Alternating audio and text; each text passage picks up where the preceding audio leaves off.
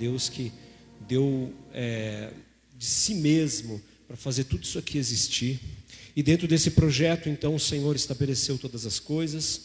E aí vieram, muitos tempos, muitas histórias, muitas coisas, muitos povos. Chegou o nosso momento aqui. Somos a igreja do Senhor, graças a Deus. Temos a referência daquilo que Cristo fez por nós. E temos a eternidade que nos aguarda aí para viver com o Senhor para todo sempre. Mas ainda estamos aqui, amém? Ainda estamos literalmente com o pé no chão. E por isso que a gente fala, às vezes, precisamos colocar um pouquinho o pé no chão. Ou seja, não significa que a gente não pode sonhar alto, mas que nós precisamos, a cada sonho, a cada visão de fé, conectar isso à nossa realidade, conseguir manifestar aqui essa glória, aqui essa verdade. Não adianta eu sonhar alguma coisa que só vai ser possível, ou pensar que só vai ser possível lá no reino dos céus, porque a necessidade é aqui. Aqui é o local onde existem perdidos, aqui é o momento onde existe muitas coisas que precisam mudar, muitas coisas que precisam ser transformadas, e lá na glória de Deus estará tudo perfeito. Então nós precisamos focar no chamado de Deus para o nosso tempo. E o nosso tempo é essa vida que o Senhor tem nos dado, essa misericórdia que se renova a cada manhã, essa chance que Deus te dá dia a dia de falar com você, de transformar você. Então viva o Evangelho, é para hoje.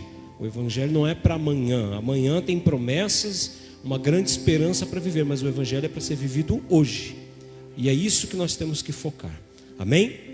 Eu quero ler o versículo que é o tema principal dessa série de mensagens. Mateus capítulo 28, versículo 19. Onde Jesus ele fala que esse tema que nós estamos ministrando aqui não é um tema criado por nós ou colocamos em uma ordem de importância que seja nossa. Isso aqui é uma prioridade de Deus para com o homem. Mateus 28, 19, ele vai dizer assim: portanto, na minha tradução NAA, vão e façam discípulos, ou ide fazer discípulos de todas as nações, batizando-os em nome do Pai, do Filho e do Espírito Santo. Amém? Então é importante nós falarmos que esse tema, ele não é uma prioridade nossa, ele não é um tema do mês de maio da Igreja do Nazareno, apesar de ser um tema para que nós possamos refletir, mas isso aqui Jesus estabelece como uma prioridade e como um caminho pelo qual todo aquele que se aproxima e busca Ele vai ter que passar. Nós somos chamados para sermos trabalhados por Deus, em Deus, para termos a condição de fazer pelos outros aquilo que Deus fez por nós, aquilo que Jesus fez por nós. E hoje na dinâmica da igreja, fazer pelos outros aquilo que os outros fizeram por nós, porque hoje Jesus deixou pessoas capacitadas a multiplicar essa graça, passando de um para o outro, a experiência, a vida, a oração. Amém? Então isso aqui não é uma escolha, tá? Viver, ser um discípulo, ser discipulado, ele não é uma escolha, ele é parte, ou ele é uma esfera, uma forma de entender a vida cristã. A vida cristã é bênção, a vida cristã é vitória, a vida cristã é ser feliz. São adjetivos que podem caracterizar o que é a vida cristã. Mas a vida cristã é ser um discípulo. E a vida cristã é discipular. Se eu não sou discípulo, ou se eu não discipulo, então eu não vivo vida cristã. Isso precisa estar bem claro dentro do nosso entendimento. Não existe uma área, uma esfera, um departamento de discipulado onde eu posso fazer parte ou não. Eu posso ser discípulo? Não, eu posso só ser membro. Eu posso só aceitar Jesus, mas eu não quero ser discípulo. Eu não quero discipular. Não existe isso. Quando eu falo de discipulado, discipulado é a vida cristã. E discipular é a vida cristã. Então, se eu não sou discípulo, ou se eu não discipulo, então não estou vivendo vida cristã. Consequentemente, não estou sendo um cristão. Poderia terminar a pregação aqui. Eu não precisaria fazer mais nenhuma definição, porque não existe como dissociar ser discípulo, fazer discípulo e dizer, eu não fui chamado para isso. Não, porque isso é ser cristão. Se eu sou cristão, sou discípulo, Porque discípulo, vamos definir o que é um discípulo? Discípulo é um seguidor. Diga isso, seguidor. Amém? Discípulo é um seguidor. Então, existe cristão que não segue alguma coisa? Não existe. Só que tem um ponto que pode ser complicado para nós. Seguidor do quê? Muita gente diz assim: eu sou seguidor da Bíblia. Não, eu não sou seguidor da Bíblia. Eu sou seguidor de um mestre, de uma pessoa. E essa pessoa é Jesus Cristo. Nós somos seguidores de Jesus. E temos na palavra de Deus uma revelação do pensamento, daquilo que Deus quer falar, daquilo que Deus quer desvendar na nossa vida, porque é a palavra de Deus. Mas isso é a diferença. Se eu seguir a Bíblia, eu posso seguir a minha interpretação e me tornar um discípulo de mim mesmo. E é o que tem acontecido na nossa geração. Nós temos pessoas que são discípulos de si mesmos, que não são discípulos de Cristo, porque eles seguem a Bíblia, não me entendam mal, a Bíblia no sentido da sua interpretação, mas eles não têm o interesse de seguir a pessoa de Jesus. Por isso que o interesse deles não está voltado para as pessoas verdadeiramente. Como eu sigo a Bíblia, eu posso escolher os ensinos que mais me interessam e pregá-los. Eu posso falar de prosperidade, posso falar de cura, posso falar de relacionamento, posso falar sobre poder, sobre conquista, posso falar sobre fama, sobre qualquer tema. Então, esse tem sido um grande problema. Se eu for um seguidor do livro, da letra, a letra mata, porque a letra é a letra. Enquanto eu estiver lendo um versículo, eu não posso ler o outro, eu tenho que partir de um ponto e ir para o outro. Mas quando você está seguindo a Jesus, mesmo que você não saiba tudo o que está acontecendo, esse Jesus está te conduzindo a algo que lá na frente você vai entender a experiência que você passou com Ele. Então é diferente. Então precisamos traçar essas duas linhas aqui. Nós não somos seguidores de preceitos, porque aí vamos nos tornar religiosos. Nós somos seguidor de um mestre. Não existe discípulo sem uma pessoa, sem um mestre. Amém? Diga isso, não existe discípulo sem um mestre. Amém? Então não adianta ler a Bíblia só e falar: não, agora eu sou um discípulo. Mas você segue a sua interpretação? Ou você tem uma experiência real com esse Deus? Esse Deus já falou com você? Esse Deus entrou na tua vida? Nós vamos descobrir isso, porque discipulado tem várias implicações. Como eu falei, ele não é uma escolha, uma coisa que vai acontecer. Tudo bem que a escolinha da igreja a gente chama, vamos fazer o discipulado da igreja, quer dizer, ensinos, aprendizado, troca de experiência. Mas desde que você crê no Senhor Jesus, ali já começou o teu discipulado. Ali já começou. Existem algumas passagens da Bíblia que falam um pouco para nós sobre o que é essa dinâmica de ser um discípulo, de seguir a Cristo. Existem tantas referências aqui que não daria para em uma pregação a gente ler todas as coisas. Mas eu queria ler uma passagem muito interessante, Filipenses capítulo 3, o versículo é o 12, e ele diz assim, o apóstolo Paulo falando sobre a soberana vocação, ele diz: não que eu já tenha recebido isso, ou já tenha obtido a perfeição, mas prossigo para conquistar aquilo para o que também fui conquistado por Cristo Jesus.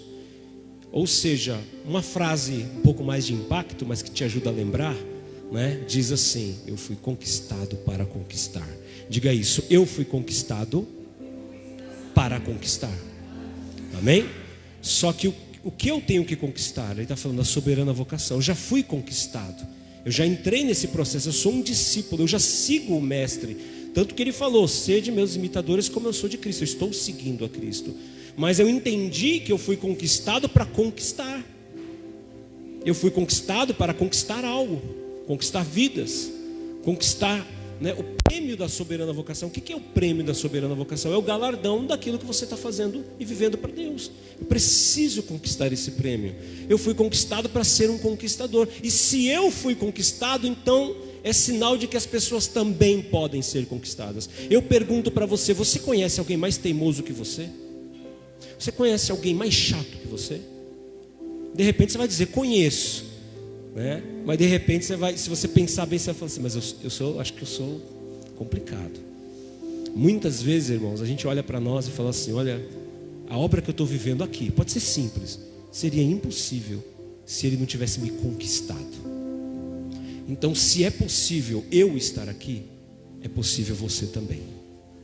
E é possível a minha família também, e é possível a sua família também, e é possível essa cidade também, porque você foi conquistado para conquistar e para mostrar que é possível conquistar. O Evangelho, ele tem poder para conquistar, para resgatar, para transformar.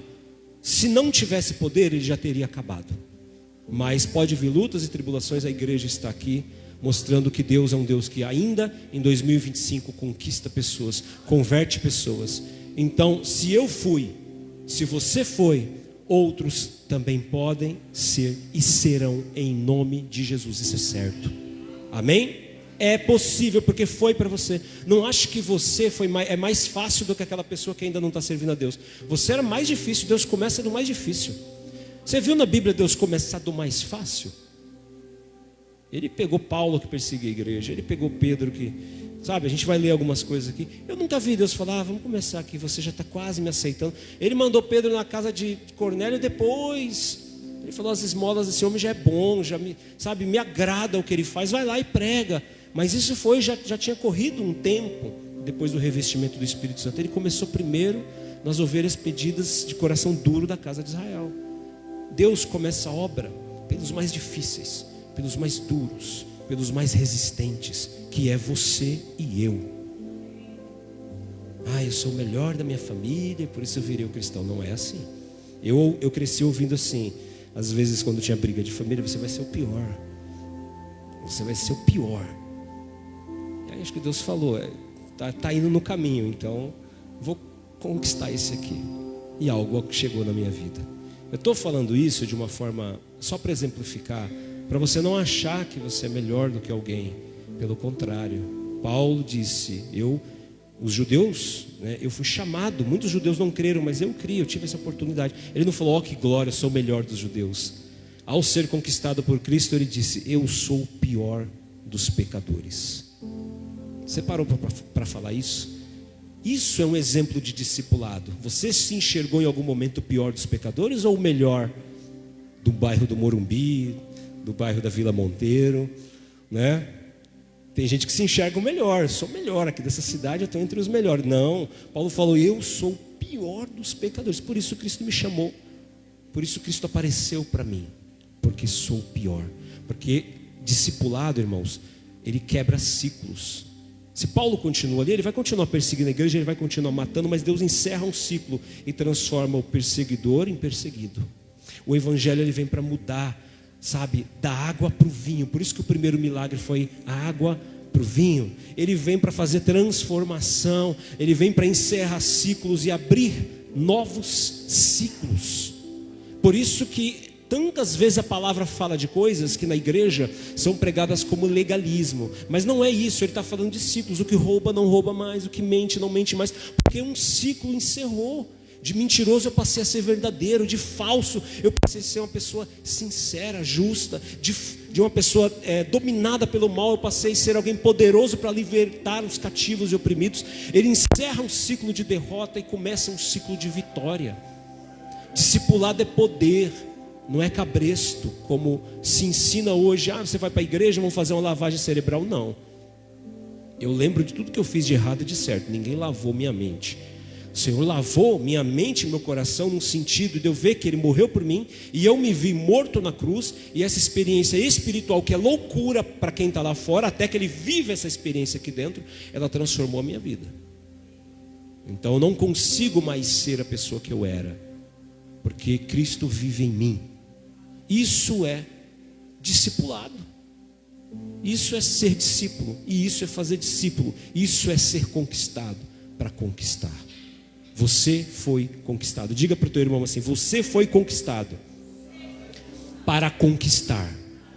Amém? Isso já começa a falar um pouco para nós sobre o discipulado. Só que aí a palavra de Deus, ela fala de algumas etapas. Eu quero ler rapidamente, para nós chegarmos nas etapas e alguns princípios norteadores que fala de discipulado. Eu acho importante a gente tocar nesse assunto dessa noite, para que a nossa mente se abra para algumas coisas que precisamos entender. Mateus, no capítulo 4, no verso 19, quando Jesus vai chamar os seus primeiros discípulos, olha só o que acontece. Ele começa a mostrar para nós que esse processo de Deus nos conquistar, para que nós também nos tornemos em algum momento capacitados a conquistar outras pessoas, outras vidas, conquistar a nossa casa. Que bênção é a gente ganhar a nosso lar, que bênção é a gente vencer o mal, a gente encerrar ciclos e começar ciclos de vitória na nossa vida por meio do poder do Evangelho. Mateus, no capítulo 4, verso 19, ele diz uma verdade muito poderosa. Jesus diz assim: Jesus lhe disse: venham comigo e eu os farei pescadores de gente ou de homens, em outra tradução. As passagens que eu ia ler, depois ele chega no versículo 21, eu vou ler só esses dois. Igualmente ele fala, pouco mais adiante, Jesus viu outros dois irmãos, Tiago, filho de Zebedeu, João, o irmão dele. Eles estavam no barco em companhia de seu pai, consertando as redes. E Jesus os chamou. Olha só que tremendo. A primeira etapa, então, desse processo de discipulado é o chamado. Amém? Diga isso, chamado. Amém? Você foi chamado. E sabe o que acontece para você ser chamado? Você precisa ouvir a voz de Deus. Você fala assim, eu nunca ouvi a voz de Deus. Como não? Se você foi chamado.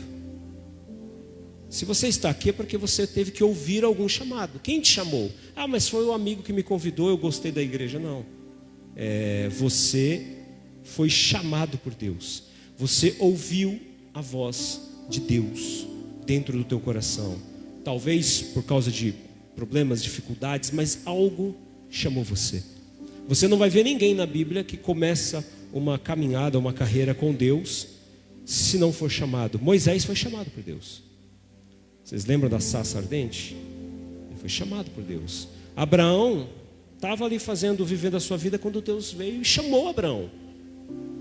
Então o discipulado ele começa no chamado. É tão interessante que a gente canta muitas músicas aqui na igreja. São músicas poderosas que nos ajudam a orar, a buscar a Deus. Mas uma época passada a igreja ela tinha os inários. Quem lembra aqui dos inários? Muita gente lembra. Então nós tínhamos a harpa cristã, o cantor cristão.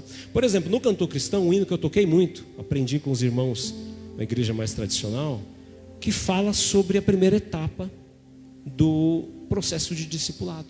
O hino 217 do cantor cristão. Sabe, André? Você já deve ter tocado muito.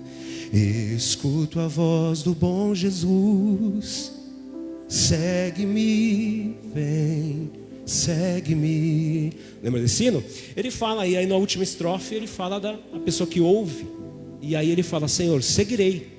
Então, a igreja ela cantou, ela ensinou com muita propriedade o que é um discipulado. É escutar a voz do Senhor te chamando. Amém? E esse é um momento crucial para nós. Eu ouvi a voz do Senhor me chamar. Eu estou aqui por quê? Por que eu estou na igreja? Por que eu escolhi vir fazer essas coisas? Eu ouvi uma voz me chamando? Ou eu estou fazendo da minha cabeça? Eu tenho certeza, irmãos, eu fui chamado por Deus. Eu tenho certeza que Deus me chamou. Eu tenho certeza que uma voz me atraiu, que o Senhor me trouxe para onde Ele queria. Amém? E você precisa entender, não é você que escolhe a Deus. Deus escolhe você e chama você. E quando Ele chama, vai ser uma grande desfeita se você tentar resistir. Porque o Senhor te chama e vai te chamar de várias maneiras. Ele chama por muitas maneiras. Ele chama pela sarça, Ele pode te chamar pelo terremoto. A gente fala, eu cresci, quando eu comecei na igreja, eu já aprendi assim, menino, é o seguinte, vai vir no próximo culto. A igreja já era assim, era meio rápido o discipulado na época. Você ia num culto para visitar, quando você saía, alguém já te enquadrava, que era um quadro, e falava assim, gostou?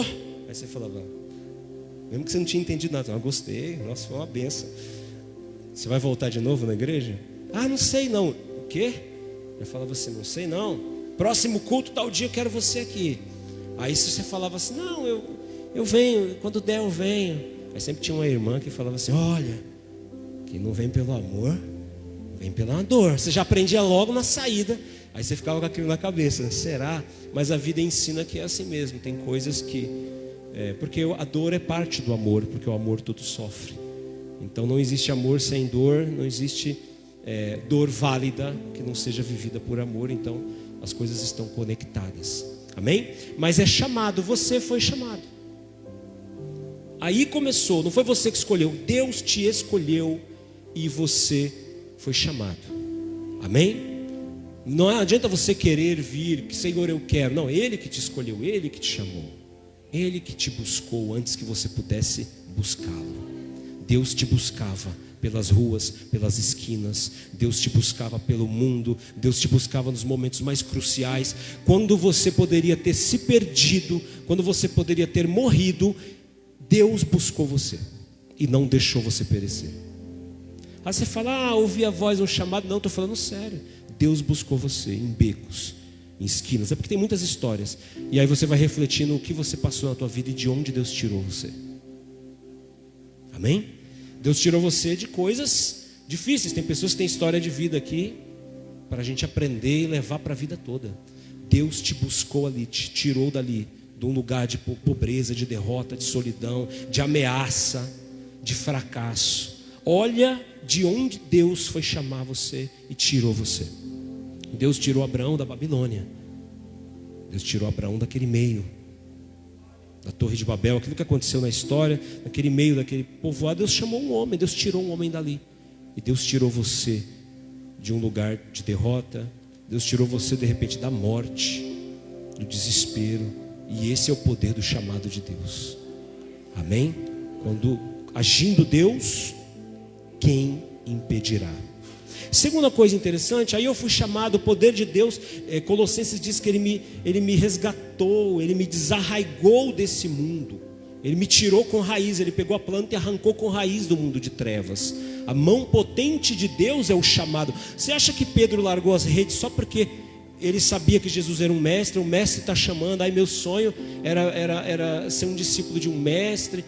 Ele largou o sustento dele, ele largou o emprego dele, ele largou a vida dele. Você não acha que ele recebeu o impacto de uma mão poderosa naquela hora que Jesus olhou para ele e falou assim, vem?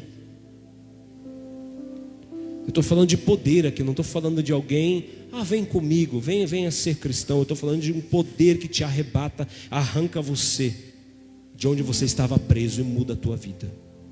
Eu estou falando da tua história de decepção, de chegar ao limite, a quase perder a tua vida, e Deus botar a mão em você e tirar você da doença, da depressão, do medo, das garras de poderes que eram mais fortes do que você. Isso é o chamado.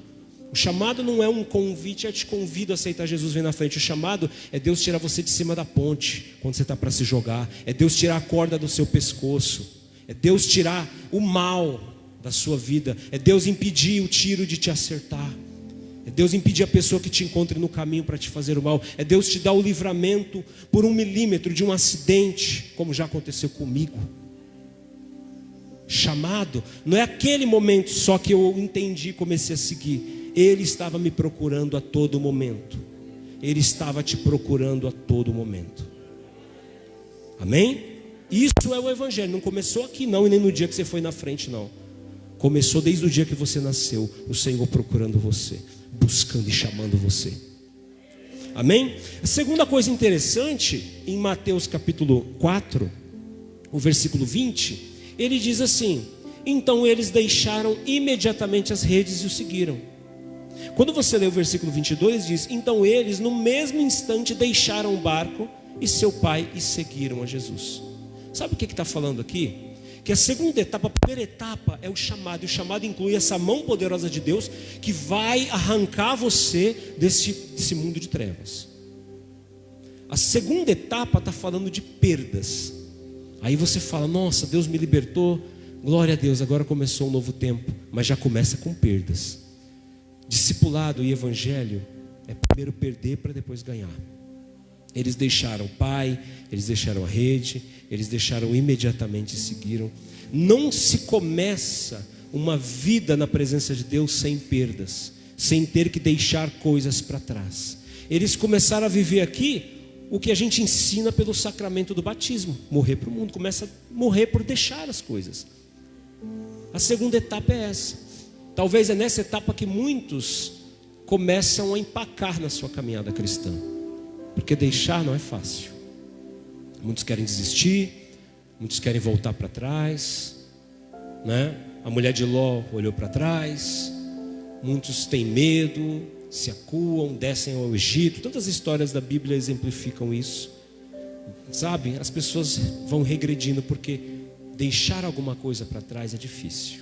Mas a vida cristã e de ser discípulo é deixar coisas para trás, provavelmente para conquistar outras lá na frente, que são maiores. Porque Paulo diz que o sofrimento que nós temos hoje nessa vida nem se compara com a glória daquilo que a gente vai ser. Então ele diz assim: se você for fazer o saldo com o débito, aí você vai ver que o saldo é positivo. Nem se compara o que eu deixei por ele, pelo que ele deixou por mim, e o que ele deixou para mim, para o que eu vou deixar para ele de obra. O que ele fez por nós nem se compara à glória do que vai vir.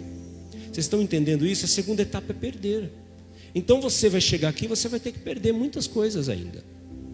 Você vai ter que perder muitos hábitos.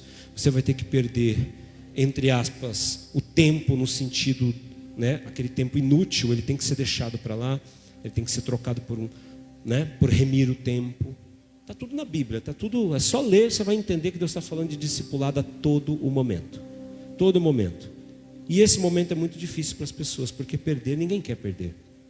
Não é verdade? Ninguém gosta de perder. Mas a gente tem que aceitar a viver sob nova direção. Amém? A gente tem que aceitar as perdas como coisas necessárias. A gente começa a perder para ganhar, a gente começa a morrer para viver, a gente começa a perdoar para ser perdoado. A gente tem que começar a fazer essa boa troca. Se eu não perdoo, não serei perdoado. Se eu não abrir mão, também eu vou estar preso. Então, essa etapa da vida cristã é a etapa onde muitos param por aqui. Porque na hora de perder, Jesus fala: você quer dar uma oferta? Mas vai primeiro se reconcilia com o teu irmão, depois você vem. Aí você começa a falar: poxa, agora ficou difícil, né? Depois de ter sido resgatado com poder, eu tenho que começar a perder. É verdade. E a gente começa a perder. A gente começa a deixar de ser aquela pessoa que a gente era. A gente começa a deixar de resolver as coisas com a nossa força. Deus deu um grande presentinho para Jacó. Ele feriu Jacó. Jacó passou a ficar manco, não podia correr, não podia fugir mais. A esperteza acabou, porque agora não tem mais mobilidade, né? E aí ele falou: e agora? Que presente é esse de grego? Então agora você vai depender da minha força, porque agora eu removi a tua força. Eu tenho um gênio forte. Eu não sei se você tem gênio, né? Uma vez eu fui falar para o irmão assim, tinha um gênio forte. O irmão falou: tá repreendido, você não tem gênio, não, você tem temperamento. É que a linguagem popular, a gente brinca, né? Para ver os irmãos bravos também. Porque o cristão bravo é engraçado, né? Ele fica bravo. Mas na prática não muda nada. A gente erra, escorrega, fala as palavras erradas, mas o que vale é a vida verdadeira que a gente leva diante dos olhos do Senhor. Aquele que olha as mentes e os corações. É isso que está valendo. Porque palavra, beleza, isso aí não vai mudar nada quando na prática nós somos provados e o fogo passar sobre as nossas obras. Mas eu digo para os irmãos, é verdade: eu sou assim, meu temperamento não tem força maior que a força de Deus. Deus vai quebrar a tua força. Eu sou assim. Depois você vai ver que o Evangelho vai fazer você deixar de ser assim. Ele vai quebrar onde você é forte. Ele vai bater lá no músculo da coxa e vai falar: vou tirar a tua força. E aí você vai começar a ficar uma manteiga. Ó, pastor, que glória, hein?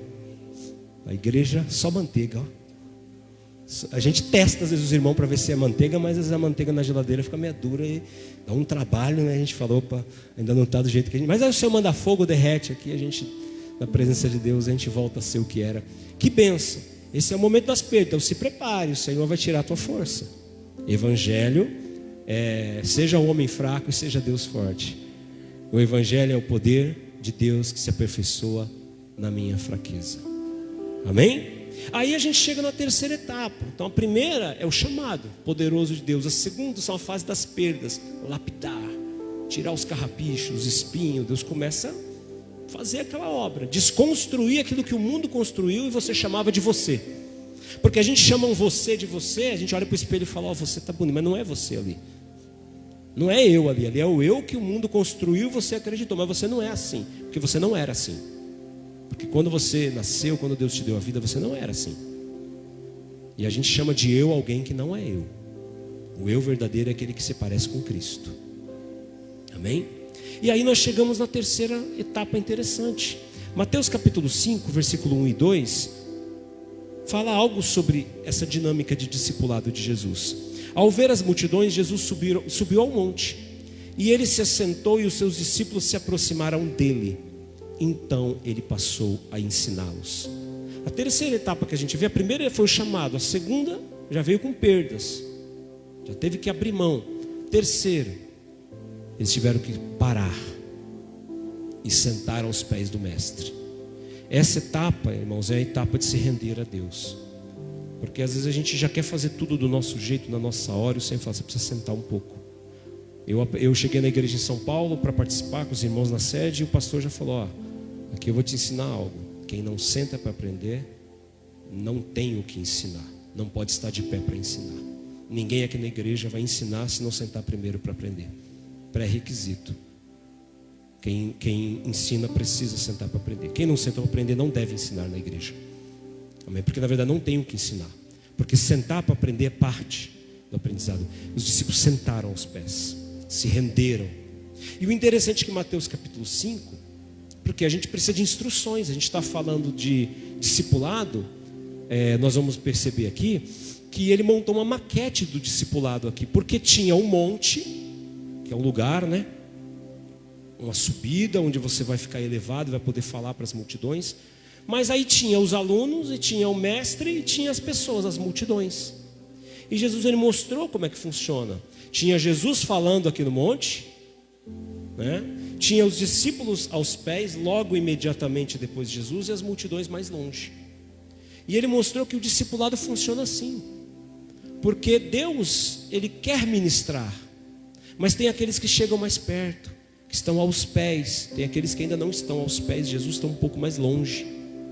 Aqueles que estão aos pés têm a responsabilidade de ouvir, de captar a mensagem do Senhor, porque eles vão ter que replicar, eles vão ter que reexplicar, eles vão ter que reministrar. Não sei nem se existe essa palavra, mas se não, neologismo, já põe no dicionário, né, e põe minha patente embaixo. Mas tem que ministrar aquilo que Jesus falou. De repente eles desciam do monte, alguém falava, eu não entendi.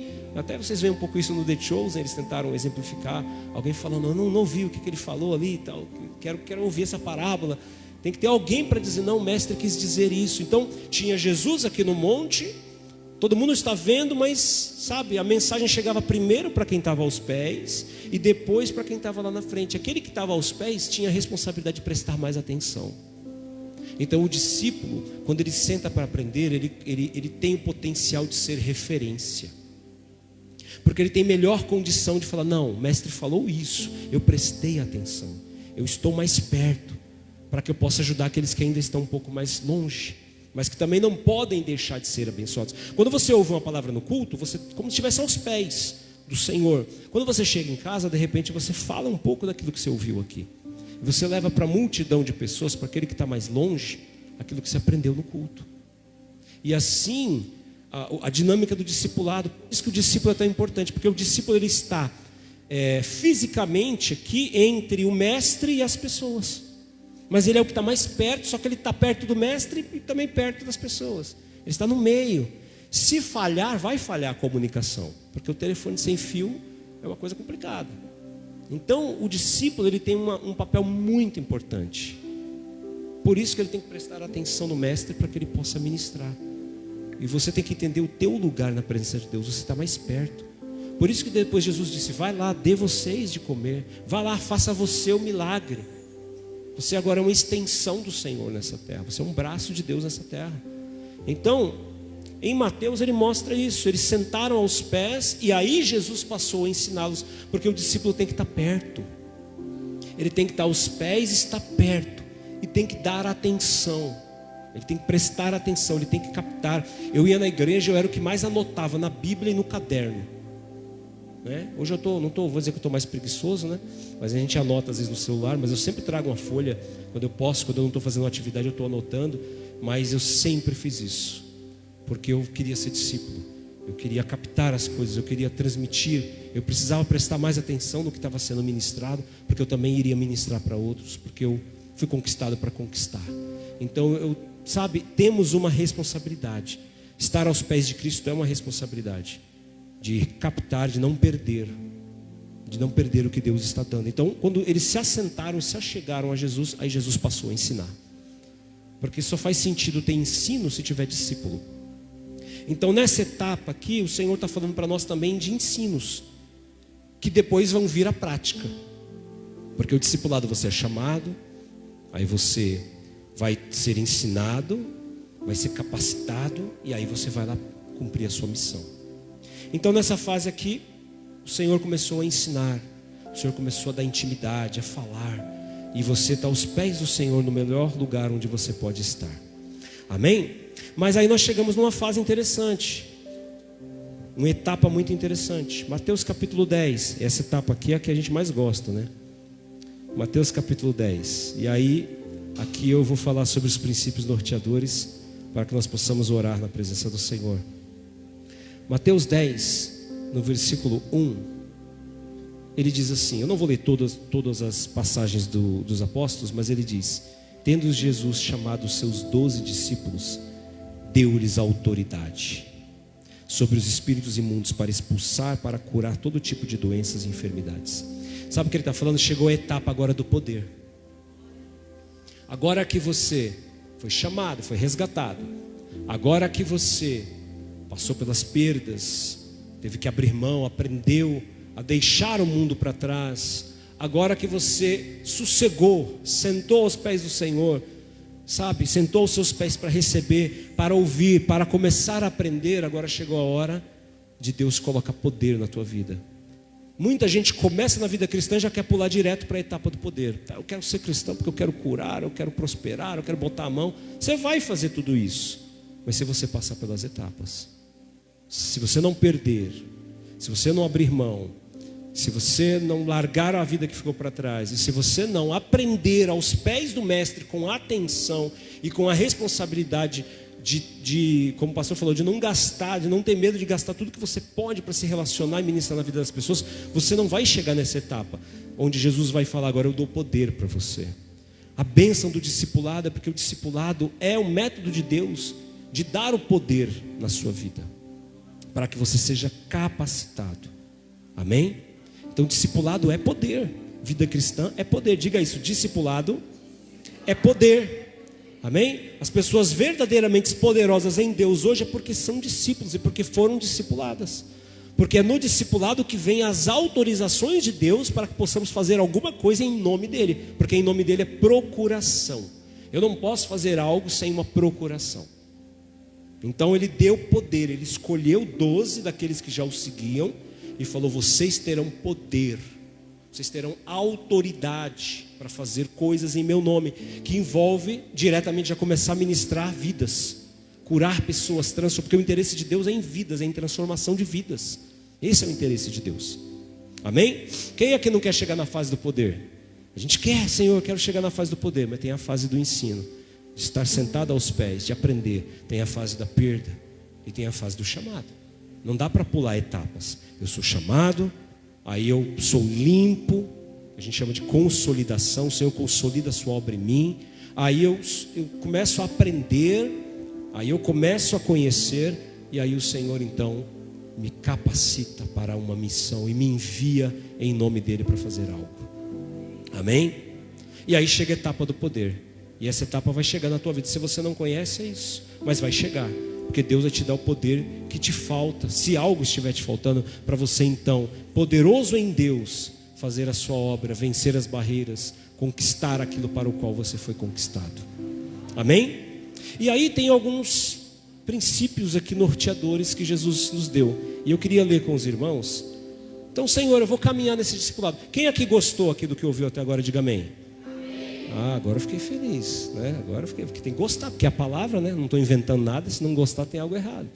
Mas eu digo para os irmãos, agora vai chegar uma parte interessante. alguns conselhos de Jesus, que são princípios. Olha só o que está em Mateus 10, do 5 ao 15. Eu vou ler aqui de forma dinâmica, para nós podermos orar. Ele diz assim, instruções para os 12. Jesus falou, bom, agora que eu já dei poder para vocês, eu preciso dar uns princípios norteadores para a tua caminhada. Isso aqui você vai levar para a vida toda, isso aqui.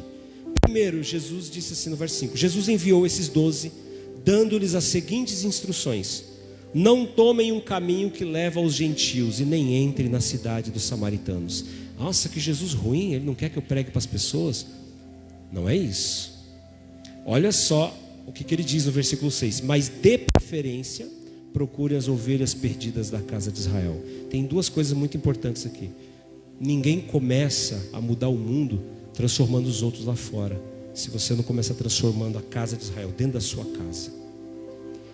Aí o discipulado já começa com um princípio norteador. Não vai lá no samaritano que você acha que é impuro, que o casamento é bagunçado, casou, separou, misturou. Não acha que você vai purificar a cidade, o povo indo lá.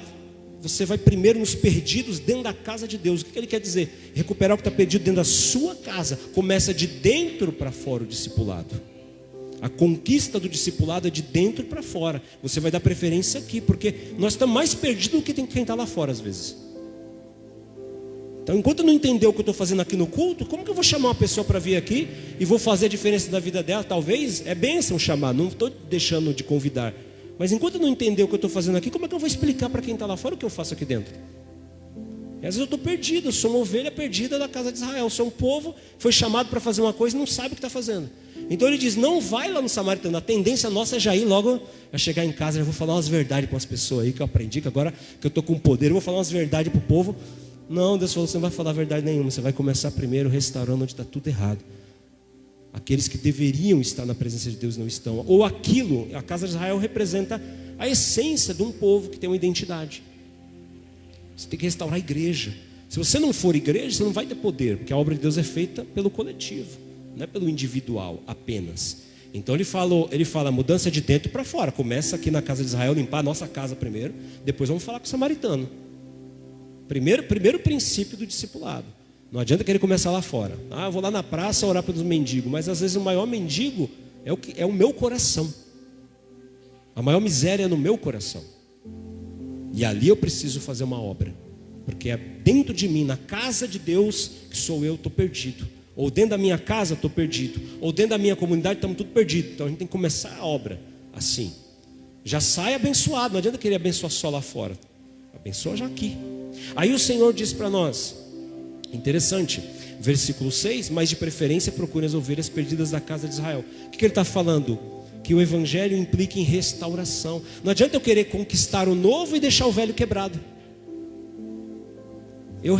Já compramos 2 microfones novos, joga fora os outros, pastor, que está funcionando. Então, não, peraí, a gente tem que dar uma finalidade, a gente tem que restaurar, abençoar a igreja, fazer que isso seja útil para alguém, tem que dar um destino.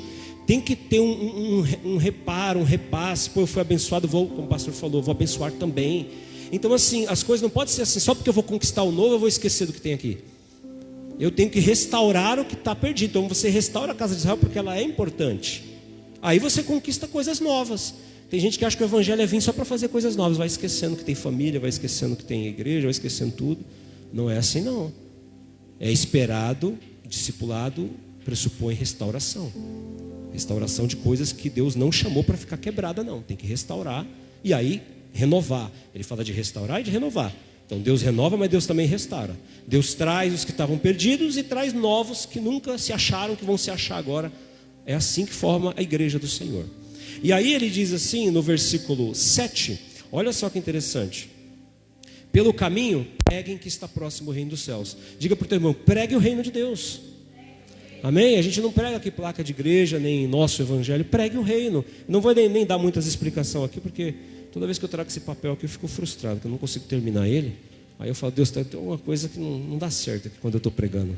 Mas vamos lá, verso 8, diz assim, curem enfermos, ó os verbos no imperativo, curem enfermos, ressuscitem mortos, purifiquem leprosos, expulsem demônios. Curem, ressuscitem, purifiquem e expulsem. Só que na ordem correta.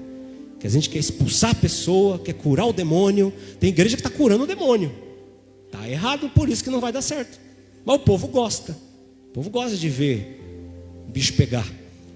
Vamos curar o demônio. Não, o demônio tem cura. O demônio a gente expulsa. O leproso, a gente purifica ele. O enfermo, a gente cura a alma, o coração. O morto, a gente dá vida. Então eu não vou nem entrar aqui nessas 4 coisas, mas são 4 coisas poderosas do Evangelho. Nós temos que curar, ressuscitar, purificar e expulsar. Só aqui já dá o próximo mês, pastor, para nós falar sobre o que é cura, o que é ganhar território, o que é avançar. É muita coisa e a gente tem que botar na ordem certa, porque senão a gente começa a expulsar a pessoa, querer curar o demônio, querer purificar, né, o doente, fazer ritual de purificação e o enfermo, e aí vai bagunçando tudo, né? Não é assim que funciona. Cada coisa no seu lugar. Expulsa o que tem que ser expulso, purifica o que precisa purificar, dá vida onde está morrendo e cura. Se a alma não está boa, aqui ele está falando de espírito, alma, corpo e sociedade, porque o leproso impacta a sociedade, ele não pode ficar em sociedade. Os enfermos, o pastor até ministrou, fala muito sobre doenças da alma, teve até um dos temas aqui nosso, né, sobre essa parte de cura total. Quando ele fala de mortos, ele está falando de vida espiritual, está se perdendo, precisa ter um impacto de fé. E demônios, ele está falando sobre a libertação, o reino das trevas, a batalha espiritual, a nossa vida espiritual. Então fala espiritual, emocional, física e social. Fala das 4 esferas aqui que o discipulado vai impactar. E aí ele diz para nós no versículo 8 uma coisa muito importante. Ele fala, portanto, deem de graça. Vocês receberam de graça? Na parte B do versículo, portanto, deem de graça. Eu digo para o teu irmão, ministre a graça de graça. Diga isso, eu devo ministrar a graça de graça. Amém? Porque se você não ministrar a graça de graça, ela vai virar desgraça. Porque fica sem graça. Sem graça é desgraça. Você vai tirar a graça, porque você está tirando o que deve ser dado de graça. Porque está impondo situações. E aí as pessoas vão, né, para a derrota por causa disso. Então, dê a graça de graça. Em nome de Jesus. Nunca se furte a fazer o bem. A palavra de Deus diz no verso 9 e 10... Olha só, não levem ouro, nem prata, nem cobre em seus cintos, nem sacola para o caminho, nem 2 túnicas, nem sandálias, nem bordão, porque o trabalhador é digno do seu alimento. Aí eu não vou entrar aqui porque tem umas dificuldades bíblicas aqui, mas aí quando tivermos aula aí a gente pode falar. Mas o que Jesus estava falando? Não leva nada, leva só o necessário. Porque às vezes você quer se preparar demais para a obra de Deus. Não pode se preparar nem demais e nem de menos. Ele falou da túnica, leva 1, não leva 2. Depois você vai ler lá, vai estar um pouquinho diferente nos outros evangelhos. Mas o que ele quer dizer? Você não tem que se preparar de mais ou de menos. A obra de Deus é feita não pelo meu, eu tenho que me preparar, mas ela é feita pela provisão de Deus. Então não adianta eu querer, se eu tivesse mais dinheiro, essa igreja ia ser, não necessariamente. Não é assim que funciona. Ele diz, o trabalhador é digno do seu salário. Na medida que você vai fazendo a vontade de Deus, o Senhor vai te abençoando na medida da tua necessidade. Então a obra de Deus não é feita pelo teu ouro, pela tua prata. A gente faz aqui a oferta com prazer. Mas assim, o que Deus está dizendo? Não é nada seu não, é meu isso aí que você está dando aí. É meu. A obra é feita por mim. Quem trabalha, eu proverei na tua vida enquanto você estiver caminhando comigo. Diga isso, a provisão é certa. Amém? Tanto era certa que Jesus falou, vocês têm, não leva.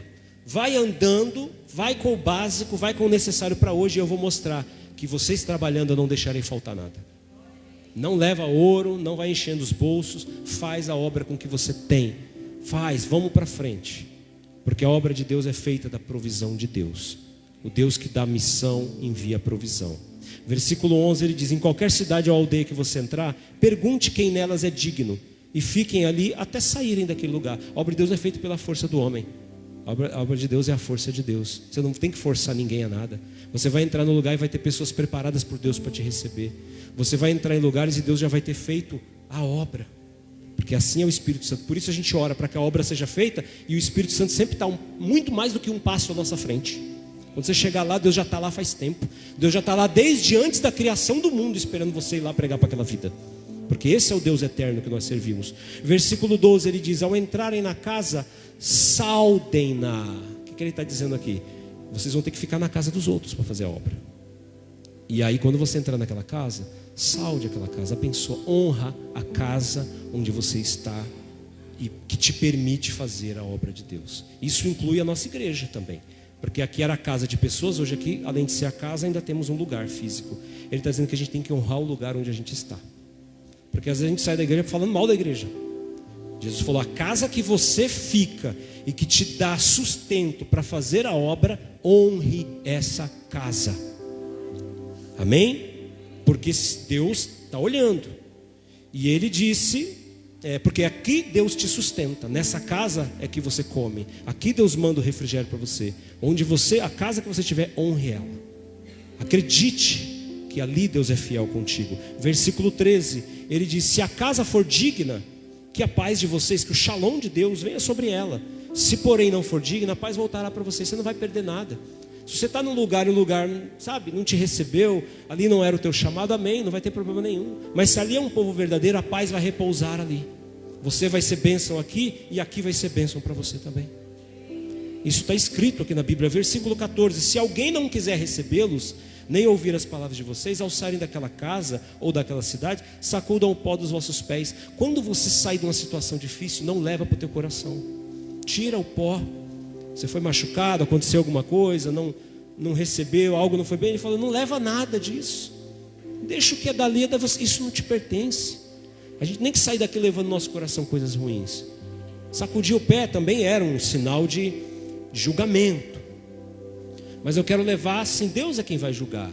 Então não leva nada que não é teu, para o teu coração, para a tua vida. Se algo te magoou, a gente está aqui para pedir perdão. Se a gente não foi digno da tua paz, da tua oração, a gente está aqui precisando muito mais que você ore por nós. Mas não sai daqui bravo, né? Deixa, o Senhor vai tratar conosco. Deixa os pozinhos lá que Deus não leva nada. Deixa que Deus vai fazer a obra na nossa vida. Porque Deus, ele cuida dos seus. Ele remove o candeeiro também, se ele precisar, está lá em Apocalipse. Ele anda no meio das igrejas. Então o Senhor não brinca em serviço. E aí por último no verso 15 ele diz: em verdade vos digo que haverá menos rigor para Sodoma e Gomorra no dia do juízo do que para aquela cidade. O que ele quer dizer é que o Evangelho, nós somos testemunhos, mesmo quando o que acontece não é o que a gente espera. Se vocês forem lá e nada acontecer, amém, mesmo assim minha vontade será feita, e eu pelo menos terei como dizer para vocês: enviei servos, eu enviei meu chamado, eu enviei minha mão e vocês não quiseram receber. E fica tranquilo que o reconhecimento, Deus é o Deus que recompensa. Eu darei a justa recompensa, porque eles ouviram e não quiseram. Isso é comigo, não é com vocês. Apenas façam a obra. Apenas vão e façam a obra. A obra você vai e ganha muita gente, e às vezes você sai escorraçado também. Uma vez eu fui pregar na igreja, o cara subiu e começou a quebrar o telhado. Tinha telha de bracelete, ele começou a bater por causa do barulho.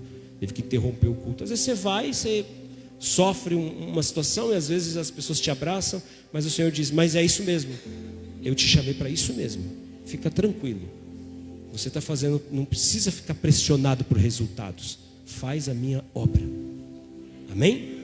Quero que você se coloque de pé em nome de Jesus. Nós estamos aqui 9h35, eu vou fazer uma oração, vou abençoar a tua vida em nome de Jesus. Mas eu queria que essa palavra ficasse no teu coração. Discipulado é: vinde a mim, quem está cansado, sobrecarregado, Ele te alivia. Tome sobre você o jugo dele, aprenda dele. Isso é discipulado. Ele é manso, ele é humilde, e aí você encontra descanso para a tua alma. Discipulado, ser discípulo é descansar, é estar aos pés do Senhor, é encontrar o seu lugar, é se encontrar com Deus, com a vida, com o propósito da tua existência. E aí ter poder, condição de fazer aquilo que você está aprendendo aqui, que às vezes fica triste. Senhor, eu queria tanto fazer isso, eu queria tanto ser uma bênção, eu queria tanto mudar a vida das pessoas, mas eu não consigo. Mas o poder o Senhor te dá para isso, porque você foi conquistado para conquistar. Quero que você levante as tuas mãos. Pai, no nome de Jesus, quero te agradecer nessa noite pela tua palavra. Eu peço em nome de Jesus que teu Espírito Santo, Pai, que faz a obra, toque nesse momento em cada mente, em cada coração, que essa palavra que eles receberam, ela possa de alguma maneira fazer sentido para esse novo momento, porque Senhor, nós já fomos chamados, o Senhor já nos resgatou com mão poderosa, nós já estamos aprendendo a viver, a deixar a vida, a deixar aquilo que não nos pertence, a entregar a Ti todo o nosso ser, a perder o que tem que ser perdido, a abrir mão do que precisamos abrir mão por Ti. Estamos aprendendo a parar, a sentar, a ouvir, a entender, Senhor, a compreender que o Senhor quer falar conosco, que precisamos aprender muito, porque muitas coisas nós não sabemos como orar, não sabemos como pedir, mas o Senhor diz: mas eu enviei o Espírito, e o Espírito vai ajudar vocês nas orações. Se vocês não souberem o que falar, o Espírito vai colocar a palavra na boca de vocês. Se vocês não lembrarem, Ele vos fará lembrar das palavras que eu tenho dito. O Senhor deixou todo o recurso para que nós tenhamos condição de aprender. O Senhor disse: aprendam de mim, aprendam o meu exemplo. Eu sou manso, eu sou humilde. É pela força do meu Pai, é pela força de Deus, e não pela minha força humana aqui na terra. O Senhor nos ensinou em todos os momentos a descansar, a fazer a tua vontade, a entender que o tempo, que a hora é do Senhor e não é nossa. E em nome de Jesus, em nenhum momento, ó Deus, o Senhor sobre nós enviou a tua palavra dizendo: eu dou poder para você agora, eu dou poder para que você cure o que precisa ser curado, para que você ressuscite aquilo que está morrendo, para que você leve vida, para que você purifique aquilo que está necessitando de mudança, de transformação, aquilo que precisa ser restaurado, que você vença o mal, expulse o poder das trevas da tua mente, da tua casa, da tua vida, que você tenha poder de conquistar territórios, de avançar, de ser uma bênção. Não se preocupe, não tente você mesmo prover para você mesmo o que você acha, a obra é minha. Não tente você se preparar de mais ou de menos, não tente você esperar mais ou se precipitar em menos. Este é o momento, vá agora do jeito que você está, não precisa levar muitas coisas, leve aquilo que é necessário, creia em mim, as portas se abrirão, casas receberão a vida de vocês, ali eu vou abençoar, ali eu vou prover, ali a paz de vocês ficará, e se não tiver lugar voltará para vocês, e se vocês não forem recebidos, vocês sairão, outras portas se abrirão, mas eu estou com vocês todos os dias até a consumação dos séculos, porque o trabalhador, aquele que crê, aquele que se esforça, ele é digno do seu salário, ele recebe provisão, ele recebe resposta. Não é só o trabalho financeiro, a profissão, é o trabalho do evangelho. Aquele que trabalha, aquele que usa o seu labor, ele é digno de uma resposta. O Senhor não deixará sem resposta aquele que tem se esforçado, aquele que tem crido, aquele que tem acreditado. O Senhor não deixará você de mãos vazias. Você é digno de uma resposta nessa noite. Você é digno de que o Senhor te responda, porque você se esforçou, porque você dobrou o teu joelho na tua casa, pela tua família, porque você tem vindo, você tem feito o que você pode fazer. E eu digo, debaixo da palavra de Deus, você é digno